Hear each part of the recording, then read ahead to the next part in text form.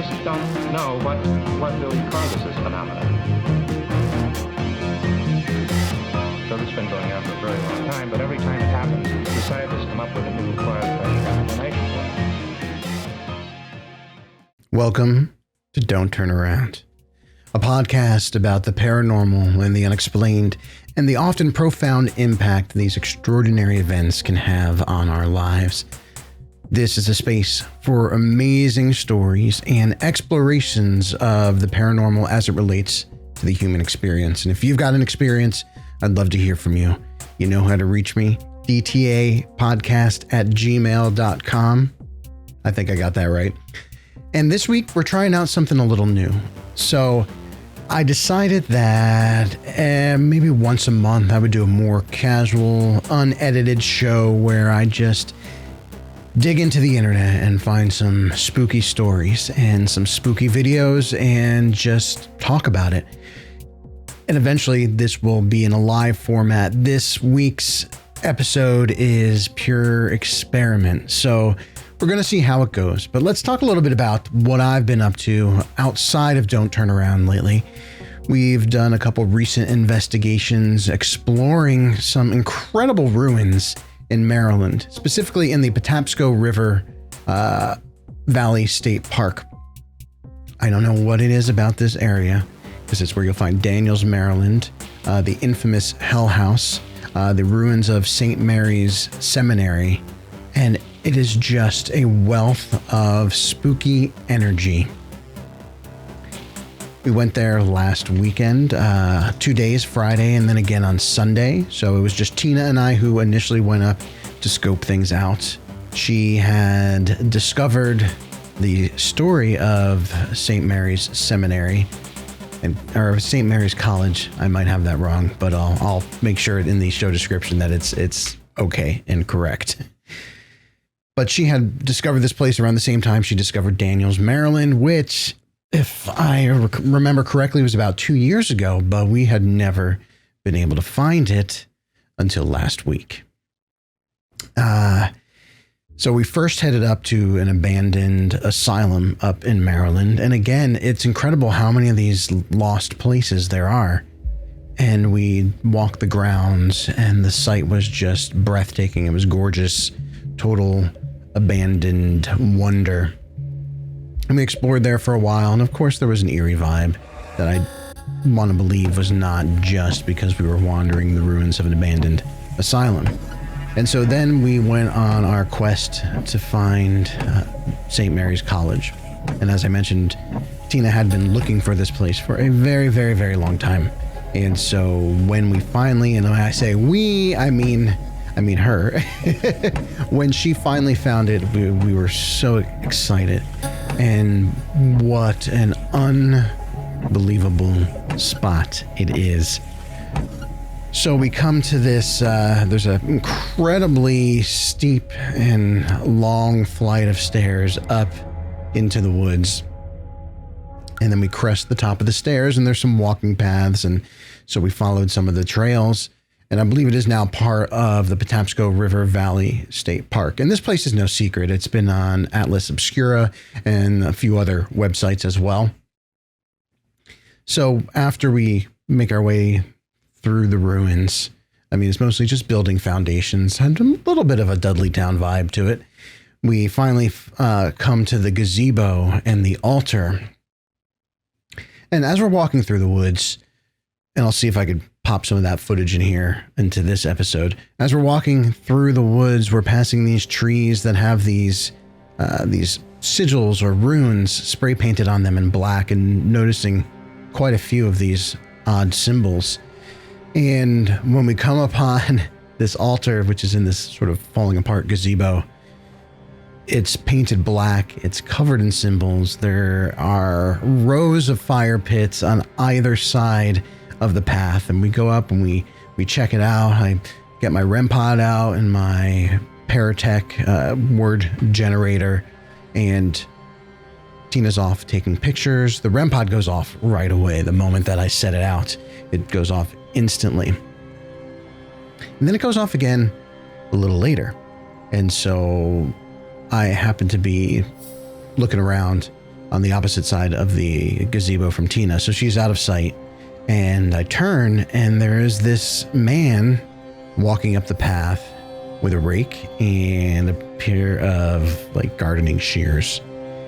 It was very surreal. He just slowly walking up the path, and I engaged him in conversation because I didn't know what else to do. And at first I couldn't tell if he was a boy or a man or an older man, very short hair, sort of olive skin. And in my memory, he was wearing a flannel shirt, and I went back and reviewed the video, and I didn't see any sign of flannel, but it may have been under his over jacket. So I don't know if it felt like a flannel man kind of encounter. And I engaged him in conversation. He says he's friends with the artist that decorated the ruins, and that he comes out, a couple times a year and cleans up the place.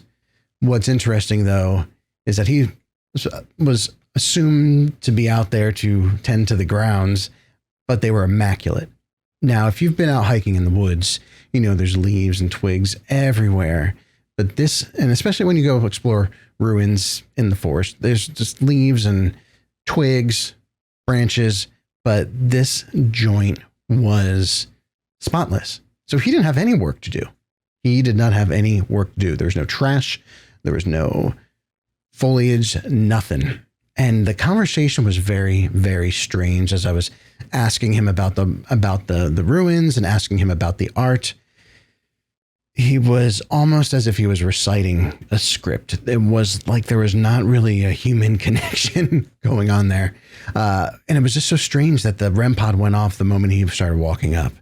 And so we packed our stuff up and headed out for the day. And that was just really, really strange. And we went back on Sunday with T and with Pip to show them our wonderful discoveries. And we recorded, we did some Estes methods sessions, and we had some pretty interesting results as well, which I'm sure we're going to talk about on Old Spirits. So that is my paranormal weekend in 5 minutes. We got some fun stuff coming up here in the next couple weeks. We are headed up to, or I should say headed down to the Candy Factory again to do another public event, which is sold out. So you'll just have to keep your eyes out. We will be better about letting our followers know when these events happen, because they get announced and then they sell out before we even have a chance to promote them. So that's a good problem to have. And we love the folks at the Candy Factory. I am very excited to go back there, especially after recently putting together the last episode of Old Spirits, where we revisited our original adventures there, and just hearing that incredible evidence and possibly whatever we were connecting to being very much present at that space. I'm excited to go back and do a follow-up investigation. So stay tuned. I'm sure we'll have some cool stuff from that, and certainly on the social media, so you know where to find all that stuff. But I will have that also down in the episode description so you can find those links. And then that same weekend, T and the gang and I are headed back up to Linville Manor, which you may remember from our previous live stream investigations. But Linville Manor we all have also enjoyed on Kindred Spirits. So we're heading up there to spend some time with Wynn, who is the owner. And we're going to basically do a reveal of our investigations there with him on camera. And that will be part of the upcoming Linville Manor Old Spirits episode. So busy weekend. We got a bunch of cool investigations planned for the months to come as well, which only fuels my desire to share the stories here on Don't Turn Around and hear of others' stories. So we'll be back with an interview in a couple weeks. But for this week, I thought I would, as I mentioned, dig into the internet. And so for those of you watching, you're going to have to tolerate me clicking around here, getting to some of the stuff that I happen to scavenge. So I spent a little time on the paranormal Reddit, which I'm sure many of you have browsed in the past. And there were a few stories that I found interesting on there, so I thought I would share them here today. So the first story comes from user Skeptical Simpleton. Non-believer becoming believer is the title. After a first paranormal experience, is it normal for it to get worse over time? I asked because it went from hearing a deep demonic-like growl in a hotel to 6 months later my glasses being thrown off the bed and against the wall while in between me and my girlfriend, to now seeing shadows in my home constantly, probably every other day. I was a non-believer in all things religious, spiritual, and paranormal, but ever since the growl incident, I've been questioning my better judgment in the fact that what I've been through has not had a logical explanation, even with trying to recreate the experience. For example, when my glasses flew off the bed, they didn't just slide off. No, they were flat between me and my girlfriend in the center of the bed. They flew over my head, hit the wall in front of where my... there's a little typo there. They flew over my head, hit the wall in front of where I was facing, and then hit the floor to the opposite of where I and the glasses were. I could try to repeat it 1 billion times, but nothing came even remotely close to that experience. So that's an interesting thought. One that I've certainly pondered myself. Incidents aside, and of course, it's the internet, so we have to take it all with a grain of salt. But at the foundation, there's this concept that the author of that post introduces in terms of, and he says, getting worse. But I will adjust that a little bit and say, after you've experienced something paranormal, do you experience paranormal events with increasing frequency, or at least more before you had that initial experience? In my personal experience, that is a yes for me. I think since we've gone out investigating, I have experienced a whole lot more, not just on investigations, but in general. And you could take two routes of thinking. Well, who are we kidding? You could probably take about 1,000 paths of thought on this. One path is that you are more open to it. You've leveled up in a manner of speaking, or you've added a few stations to your cable subscription, so you can tune into these things and tune into them pretty naturally. So you're more aware on a subconscious level, but also on a conscious level. And I think that just makes you just more, I'm going to say it again, makes you more aware of what's going on in the world around you, which comes in particularly handy on investigations.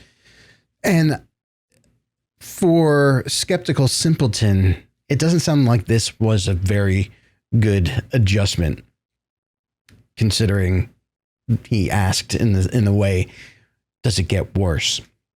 So I don't know if Skeptical Simpleton is out there listening or watching this, but I would encourage him to try to open his mind a little bit in terms of how he is perceiving these events.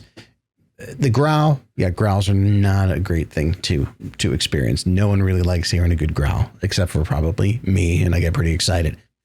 But the other, the experience of the glasses flying off the bed and seeing shadows, maybe there's just something trying to get his attention.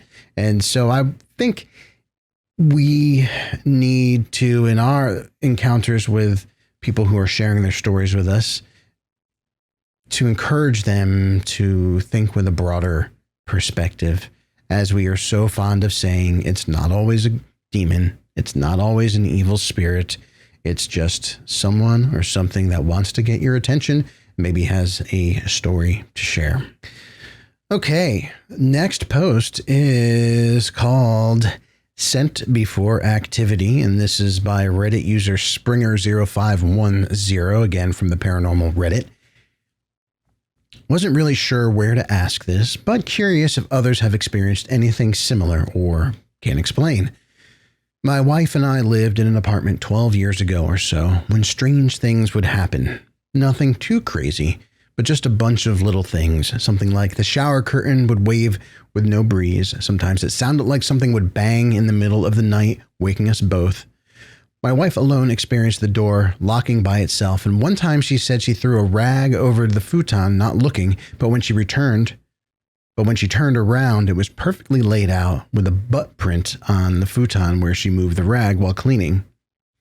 My wife doesn't freak out easily, but she refused to go back to the apartment by herself and said they could keep the security deposit. So let me do that again. My wife doesn't freak out easily, but she refused to go back to the apartment by herself and said they could keep the security deposit, which is kind of out of character. Now, in all my experiences before this would happen, I would always smell an off, almost chemical skunky smell. Hate to use the word skunk because it's definitely not weed. At first, I just assumed it was maybe the downstairs neighbors smoking something. I don't know what meth or crack smells like, but they kind of looked the part. No judgment. However, when we bought a condo, the smell would show up less frequently, but would occasionally happen along with usually some small type of activity that I would usually dismiss as coincidence. How many times have we all done that? Now, I'm writing this post because we have since bought a house and lived here since 2016. My wife was cooking apple pancakes, and that sounds delicious, this morning, so the house mostly smelled of that. However, when I just moved to the living room, I was hit for the first time in our house with that distinct smell. Just kind of curious if anyone has something similar following them around. Some side notes, I kind of feel like it started slightly before or after my grandmother, who I was very close to, passed away. On another side note, one time at the condo, I did get a very distinct smell, which was a mix of cigarettes and potato processing plant, which hit me like a ton of bricks because that smelled exactly like my gram when she would get off work when I was a young kid. I seriously expected to turn around and see her.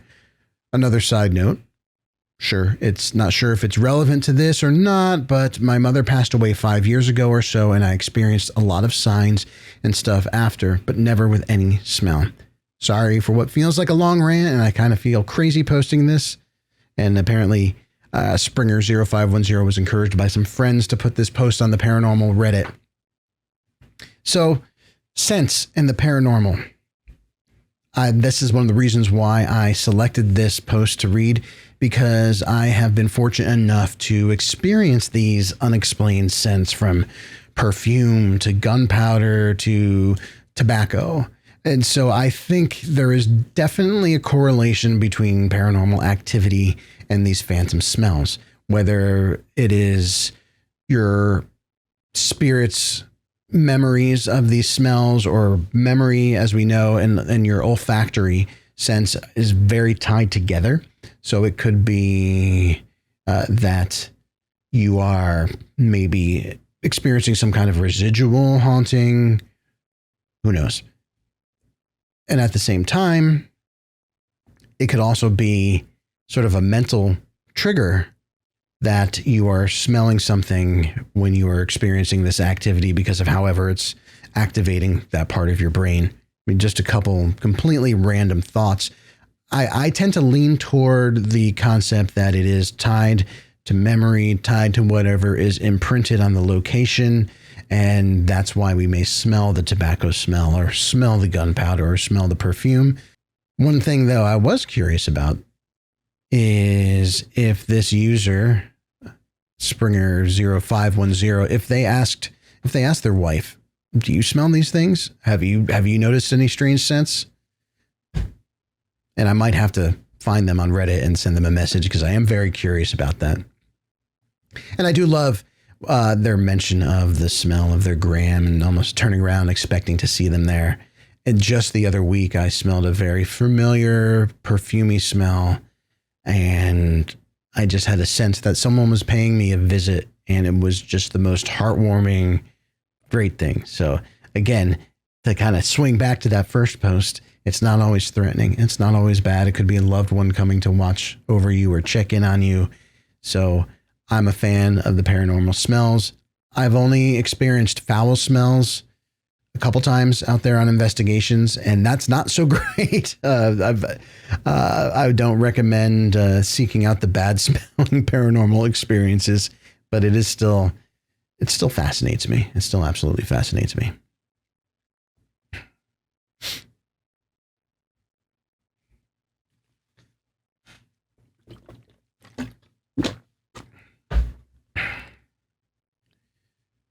Okay, time for a little global culture here.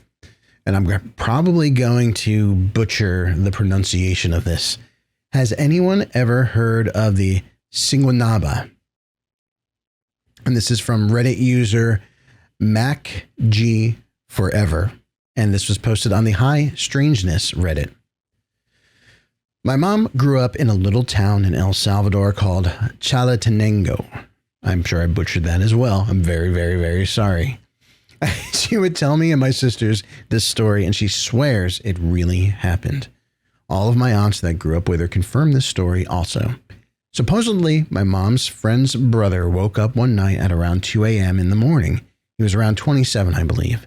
It was still dark out, and he had to, well, I'll rephrase this. It was still dark out, and he had to go to the bathroom. This town is so poor that his bathroom was outside. While he was going to the bathroom, a beautiful woman walked past him. He was a player and went after her. He tried talking to her, but she kept walking away. She eventually stopped and turned around. When she turned around, he was shocked to see that she had the face of a pig. He immediately started screaming, which seems like a logical reaction. This woke his family, and they went to his aid. They found him screaming, rolled up in a ball in the middle of the road. They took him to the hospital. He went crazy. Before he went fully crazy, he was able to tell his family what had happened. My mom's friend told her what happened to her brother. All of the neighbors that lived around the man that this happened to heard him screaming and also looked out their windows and saw him there. My mom said the ghost creature is called the Singuanaba. Now, I'm not clear if others saw this creature out there. She told me some other crazy stories that happened to her when she was a kid, and my aunts and uncles have told me ones that have happened to them. So this is El Salvador, and as she says, El Salvador used to be very haunted, according to my family from there, and it probably still is very haunted. And the Latin cultures are, I know because I'm married to a Colombian, they are believers, at least those that I've had conversations with on the spooky subjects. In fact, Tina's mother has some incredible stories, and we might get her on Don't Turn Around at some point because the stories are your perfect spooky late night tales, which you know we love around here. Okay, so this video is entitled "A Shocking, Mysterious Pale Figure Caught on CCTV." I've seen a number of these videos, and honestly, I do not know what to make of them. Hoax or not hoax, they are creepy as hell. So let's take a look at this. And for those listening, I will ask you to go to the YouTube to check out the video because it is super creepy. And I'll try to describe it as it is playing. But you got it. Yeah, this is something you need to see. Okay. Here we go. So it's this hunched over, pale white looking creature with very thin arms and thin legs is walking very slowly around what looks like this person's driveway. You can't really see a face, even though in the video it says you can see the face. It looks to be about maybe the height of I don't want to say young child, but maybe your average 10-year-old. It's pretty short, and it's just moving very, very slowly. And the video is not the best quality, so it's kind of hard to make out many more details. Its head does seem abnormally shaped, almost cylindrical, just too small to be a head. Any of these, we'll call them cryptid videos, where we see these pale, spindly creatures, I've seen a number of them, and they haunt my dreams. I don't know what it is about these videos that makes them so creepy to me. Well, I guess I do, because you see something like that walking around. I mean, that's not what I want to see when I look out the window. Well, maybe I should rephrase that. Maybe I would be excited to see something like that outside the window at a distance, but I just don't know what to make of it. So I would love to know. I would love to know what you guys think. Let me know in the comments what your thoughts are on this video, and of course your thoughts on the post that we shared. Okay, the next video that I'm going to share is something that was sent to me by my mother, which is very cool that she and my father have really gotten a bit more into the paranormal since we began Old Spirits with the Morrises, and they've been watching the show and they've been watching other paranormal shows. So it's kind of fun to be able to engage with them on this topic. Okay, you may have seen this video. This video is entitled, Was That a Hitchhiking? This video is entitled, Was That a Hitchhiking Ghost? Trucker's dash cam spots eerie object on Arizona highway. All right, let's check it out.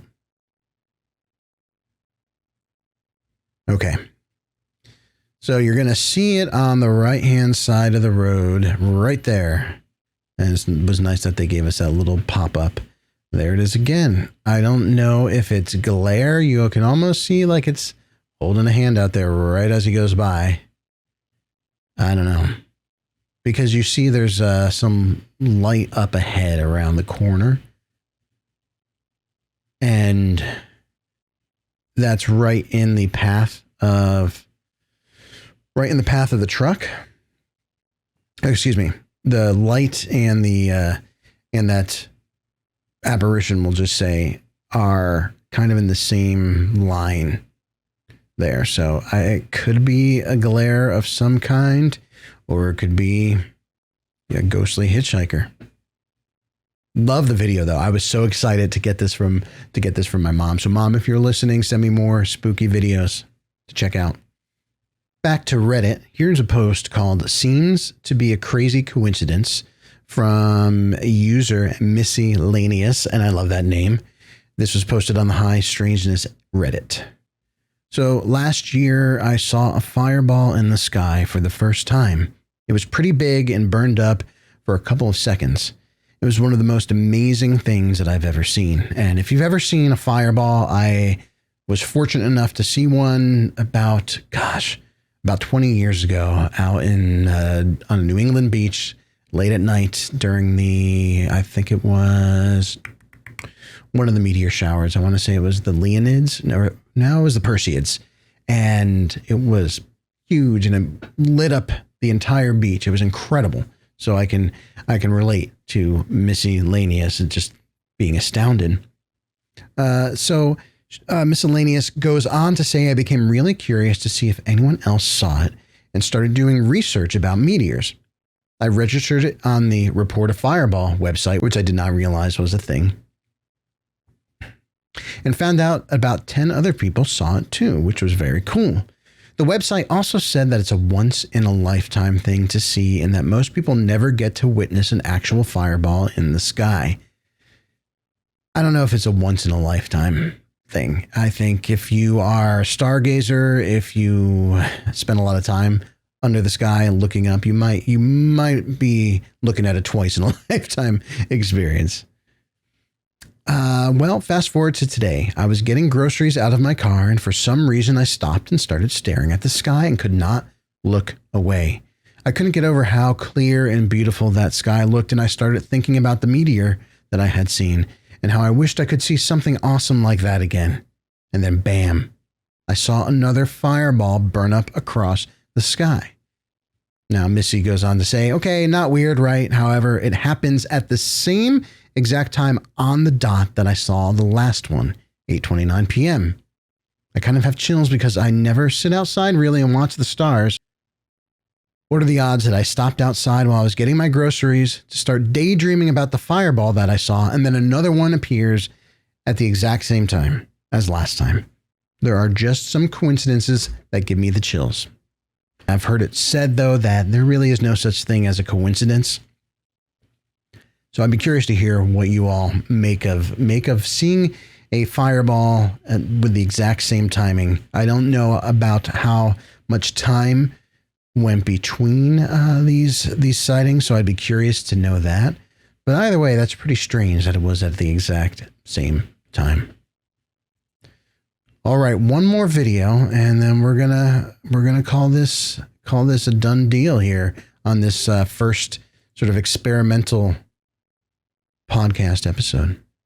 Okay, this next video I believe is making the rounds on TikTok and YouTube Shorts.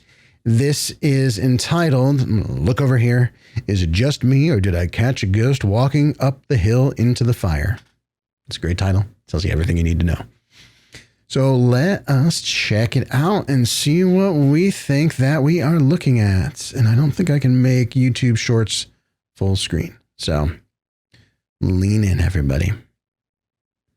So we got this little dog kind of staring into the darkness.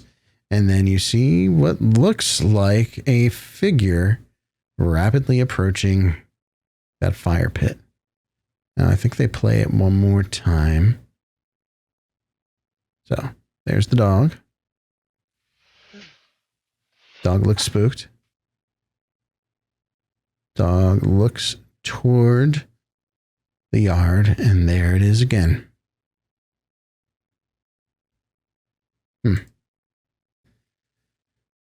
I'd be excited to catch that. That looks, I mean, it could be, again, that's the challenge. That is the challenge when we are enjoying these clips that come from social media, because let's face it, we can create probably a pretty believable ghost sighting through an app on our phone, right? There's so many different apps out there that allow you to do crazy things with your phone. So everything we see on the internet, we have to take with a grain of salt. But at the same time, and I know that T's listening to this right now, but I want to believe. I really want to believe. And some videos are very difficult to believe, but others, like this one, I thought this was pretty good. I thought it definitely could be legit. So much so, why don't we look at it again and we'll narrate this for our podcast listeners. Okay, so you see the fire is blazing. Camera pans down to this fluffy puppy who looks startled. And I don't know what that sound was. And then it pans over, and then you see this spectral shape walk right into the fire. So, ghost, hoax, let me know in the comments, because I'd love to hear from you. And that just about concludes this episode of Don't Turn Around. Thank you so much for listening to Don't Turn Around. Thank you for being a part of this amazing, amazing experience, this journey that I've been on, which just continues to evolve. And thank you for listening to this new style of episode to mix things up. I had a great time, and next time I will do this live. Again, this, as I mentioned, was an experiment, but it felt pretty good. So we're going to do this at least once a month, maybe twice a month. We'll see. And if you enjoyed today's episode, please let me know. Please swing over to Apple Podcasts, leave a review. Please like and subscribe to this YouTube channel. This is being aired on oldspirits.com. So if you haven't liked and subscribed and done all that good stuff, make sure you do. Tell a friend about the show, and we'll see you next time.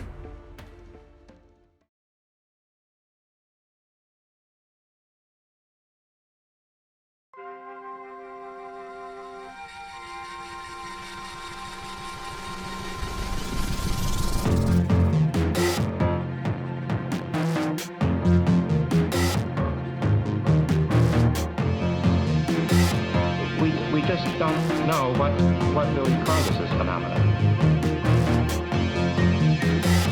So it's been going on for a very long time.